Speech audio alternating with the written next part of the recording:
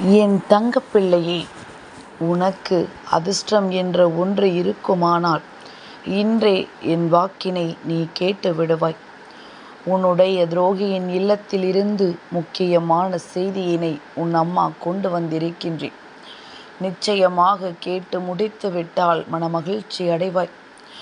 அங்கு என்ன நடக்கிறது, ஏது நடக்கிறது என்று ஒரு நாளும் உன்னால் தெரிந்து கொள்ள முடியாது. ஆனால் உன் தாயானவள் அதை அங்கு சென்றே தெரிந்து கொண்டு வந்திருக்கின்றேன். அங்கு நடந்த இந்த விஷயம், உன் துரோகியின் இல்லத்தில் நடந்த இந்த விஷயம் என்னவென்று தெரிந்து கொண்டால் நிச்சயமாக நீ மனமகிழ்ச்சி அடைவாய். இந்த வாழ்க்கையில் உன்னை சுற்றி நடக்கின்ற சில விஷயங்கள் உனக்கு எப்பொழுதுமே சரியான நேரத்தில் தெரிந்து விடுவதில்லை. பல நாள் உன்னுடைய கஷ்டங்கள் எல்லாம் தீர்ந்துவிட்ட பிறகுதான் சில பிரச்சனைகள் ஏற்கனவே முடிந்ததே உனக்கு தெரிய வருகின்றது. அதனால் எந்த ஒரு விஷயமாக இருந்தாலும் அதன் மீது நீ முழுமையான கவனத்தோடு இருக்கும் பொழுது நிச்சயமாக அது முடிந்து விட்டால் முதலில் உனக்குத்தான் தெரிய வரும். நீ எல்லாவற்றையும் கண்டும் காணாமல் இருந்து கொண்டிருப்பாயானால் நடக்கட்டும், விடட்டும், கிடைக்கட்டும், போனால் போகட்டும் என்று சொல்லி கொண்டிருந்தாயானால் சுற்றி வருகின்ற நல்ல விஷயங்களும் சேர்ந்தல்லவா அதோடு போய்விடும்.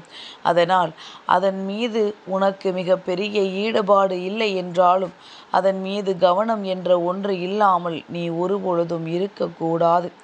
உன்னுடைய இந்த வாழ்க்கையானது உனக்கு கொடுக்கின்ற ஒவ்வொரு நன்மைகளும், உனக்கு கொடுக்கின்ற ஒவ்வொரு சந்தோஷங்களும் என்னவென்று கட்டாயமாக நீ தெரிந்து கொள்ள வேண்டும். எண்ணற்ற பிரச்சனைகளுக்கெல்லாம் காரணமாக இருந்த இந்த துரோகிகள் இப்பொழுது என்ன நிலையில் இருக்கிறார்கள் என்பதனையும் கட்டாயமாக என் பிள்ளைக்கு தெரியப்படுத்த வேண்டும். அது இந்த வராகியினுடைய கடமையல்லவா. அதைத்தான் இன்று செய்துவிட வேண்டும் என்று உன் அம்மா நான் வந்திருக்கின்றேன். என் பிள்ளையே, அனைத்து பிரச்சனைகளுக்கும் காரணமாக இருப்பது ஒரே ஒரு விஷயம்தான். என் பிள்ளையே, உன்னுடைய முன்கோபம்.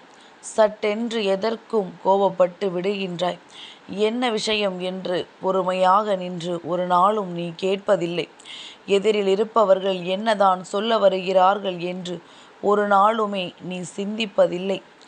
அதற்கு மாறாக எல்லாவற்றையும் அவசரப்பட்டு எடுத்தோம் கவிழ்த்தோம் என்று முடித்து விடுகின்றாய்.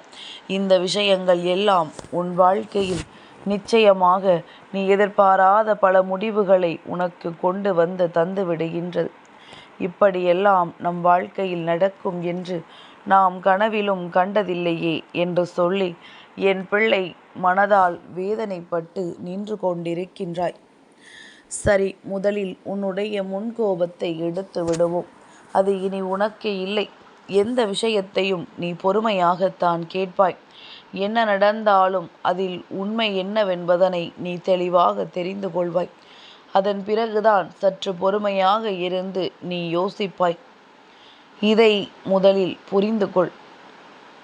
அதன் பிறகு என் பிள்ளையே, எந்த விஷயமாக வாழ்க்கையில் இருந்தாலும் அதை ஆராய்ந்து அதன் முடிவுகளை தெரிந்து கொண்டு சரியா தவறா என்பதனை உணர்ந்து கொண்டு அதன் பிறகுதான் அந்த விஷயத்தில் எந்த ஒரு முடிவையும் எடுக்க வேண்டும் என்பதில் உன் கவனத்தை நீ செலுத்த வேண்டும்.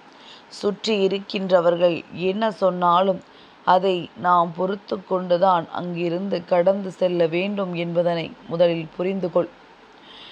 எல்லா விஷயங்களுமே உனக்கு வாழ்க்கையில் ஒரு நாள் நன்மைகளை கொடுக்கும் என்று நீ நம்புவது உண்மை என்றால் நிச்சயமாக நான் சொல்கின்ற இந்த விஷயமும் உன் வாழ்க்கையில் நல்லதை நடத்தும் என்பதனை நீ புரிந்து கொள்வாய். என் குழந்தைக்கு இந்த வாழ்க்கை பல நல்ல அற்புதங்களை கண் முன்னால் காண்பித்து கொடுத்திருக்கின்றது. எத்தனையோ நல்ல விஷயங்கள் இந்த வாழ்க்கையில் உன்னை சுற்றி வந்து நடந்திருக்கின்றது. இந்த ஒவ்வொரு நல்ல விஷயத்திற்கும் முடிவாக நிச்சயமாக உனக்கான சந்தோஷங்களும் உனக்கு கிடைத்திருக்கும். இதையெல்லாம் முழுமையாக இந்த வாழ்க்கையில் நீ அனுபவிக்க வேண்டுமே தவிர ஒருபோதும் ஏனோ தானோவென்று எதுவும் நடந்தால் நடக்கட்டும், போனால் போகட்டும் என்று நீ விட்டு விடுவது நல்லதல்ல. உனக்கு ஒரு முறை ஒரு துரோகத்தை பார்த்ததனாலோ என்னவோ யார் மீதும் நம்பிக்கை இல்லை. எதன் மீதும் உனக்கு நம்பிக்கை இல்லை. எதுவாக இருந்தாலும் அது நடக்கும் போது நடக்கட்டும் என்று சொல்லி என் பிள்ளை நீ விட்டு ஒதுங்கி நிற்கத்தான் முயற்சி செய்கின்றாய். முதலில் இந்த துரோகம் என்னவாக மாறியது?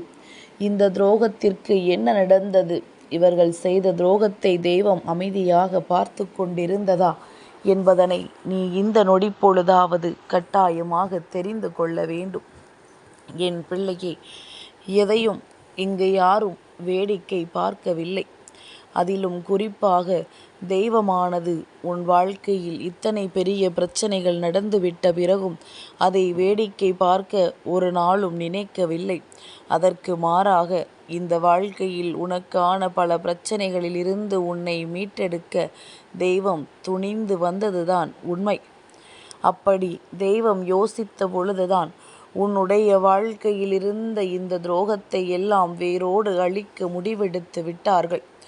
அந்த துரோகத்தின் இல்லத்தில் இருந்த நிலை கண்டால் என் பிள்ளை நீயே இறக்கப்படுவாய். அடுத்தவர்களுக்கு செய்த பாவம் தன்னை வாழ விடுமா? ஒரு நாளும் விடாது. அதிலும் நம்பிக்கை துரோகத்திற்கு எப்பொழுதுமே தண்டனை கொஞ்சம் அதிகம்தான். ஏனென்றால் ஒருவருக்கு தானாக நம்பிக்கையை கொடுத்து அதை உடைப்பது என்பது யாராலும் ஏற்றுக்கொள்ள முடியாத ஒரு விஷயம். இதற்கு அவர்கள் வாழ்க்கையில் சரியான தண்டனை கிடைத்திருக்கின்றது. தான் கனவிலும் நினைத்து பார்க்க முடியாத அளவிற்கு இழப்பை சந்தித்திருக்கிறார்கள். இப்படியெல்லாம் கூட நடக்குமா என்று அவர்களை பார்த்து நினைக்கின்ற அளவிற்கு, அவர்களை பார்த்து வியக்கின்ற அளவிற்கு அவர்கள் வாழ்க்கையானது தடுமாற்றம் அடைந்திருக்கின்றது. என் குழந்தையே, இந்த துரோகத்தின் நிலை இதுவாக இருக்கும் பொழுது உன்னுடைய வாழ்க்கையில் ஏற்படுகின்ற ஒவ்வொரு பிரச்சனைகளும் நிச்சயமாக இனி உனக்கு நல்ல முடிவை கொடுக்கும் என்பதனை நீ நம்பு. இந்த வாழ்க்கை இனி உனக்கான உச்சபட்ச சந்தோஷத்தை கொடுக்கும் என்பதனை நீ நம்பு. என்னதான் பிரச்சனைகளிலிருந்து மீண்டு வந்திருந்தாலும், எவ்வளவுதான் கஷ்டங்களை கடந்து வந்திருந்தாலும், துரோகியினுடைய நிலை இதுவென்று தெரிந்தால் நிச்சயமாக உன்னுடைய மனதின் ஓரத்தில் ஒரு சிறு புன்னகை ஏற்படும். தெய்வம் இருக்கிறது என்ற எண்ணத்தோடு. தெய்வம் நம்மை விட்டுவிடவில்லை. நம் தெய்வம் நம்மை நல்லபடியாகத்தான் பார்த்து வருகிறது என்று என் பிள்ளை உனக்கு நிச்சயமாக புரிந்துவிடும். அப்படி இந்த வாழ்க்கையில் உனக்கு புரிகின்ற ஒவ்வொரு விஷயங்களும் இனி உனக்கு இந்த வாழ்க்கையின் அர்த்தத்தை சரியான நேரத்தில் சரியானபடி கற்றுக் கொடுக்கும் என்றுதான் உன் அம்மா சொல்கின்றேன். என் பிள்ளையே, எல்லாவற்றையும் தாண்டி இனி நடக்கப் போகின்ற ஒவ்வொரு சூழ்நிலைகளும் உனக்கு சாதகமாக மாறப்போகின்றது. நீ கேட்டதை விட இந்த வாழ்க்கை உனக்கு அதிகமாகத்தான் கொடுக்கப் போகின்றது. இனி உன் வாழ்க்கையில் ஒரு நல்ல உறவு உன்னை தேடி வரும். இந்த துரோகத்தை நினைத்து எல்லோரையும் அதுபோன்று எடை போட்டு விடாதே. ஆனால் நீ ஒன்றை மட்டும் செய்ய வேண்டும். அது என்னவென்றால், அவர்களிடத்தில் எந்த ஒரு எதிர்பார்ப்புகளும் இல்லாமல் நீ பழக வேண்டும். எதிர்பார்ப்பு எங்கே அதிகமாகின்றதோ அங்குதான் நம் வாழ்க்கையில் நடக்கின்ற விஷயங்கள் ஒவ்வொன்றுமே நம்மை தரம் தாழ்த்தி விடுகின்றது. ஒருவரிடத்தில் ஒரு விஷயத்தை நாம் கேட்கிறோம், அல்லது இதை நமக்கு கொடுப்பார்கள், இவர்களிடத்திலிருந்து அதிகமாக கிடைக்கும் என்று நீ எதிர்பார்த்தாயானால் அங்கு ஏமாற்றமடைந்து தலை குனிந்து போவாய். எந்த ஒரு ஏமாற்றத்தையும் சந்திக்க வேண்டாம் என்றால் அதற்கு எதிர்பார்ப்புகள் இல்லாமல் கிடைத்தது போதும் என்று சொல்லி நீ வாழ்ந்து கொண்டிரு. இது போன்ற துரோகங்கள் எல்லாம் உன் அருகில் நெருங்குவதற்கு நிச்சயமாக பயந்தும் உன்னை கண்டால் தலை குனிந்தும் நிற்கும். எப்பேற்பட்ட வாழ்க்கையை தொலைத்து விட்டோம் என்று சொல்லி வேதனைப்படுகின்ற அளவிற்கு இவர்கள் முன்னிலையில் நீ வாழ்ந்து காட்ட வேண்டும். தலை நிமிர வேண்டும். வாழ்க்கையின் உச்சத்தை தொட வேண்டும். வெற்றி என்பது என்னாலும் பெற முடியும் என்பதனை அவர்களுக்கு நீ நிரூபித்து காட்ட வேண்டும். நீ யாரென்று நிரூபித்தாயானால் இந்த வராகியின் பிள்ளையாக நீ இன்னமும் அதிகப்படியான இடத்தை என் மனதிற்குள் பெற்று விடுவாய். என் தங்கப்பிள்ளைக்கு இந்த வராகி அம்மாவினுடைய ஆசீர்வாதங்கள் எப்பொழுதும் உண்டு.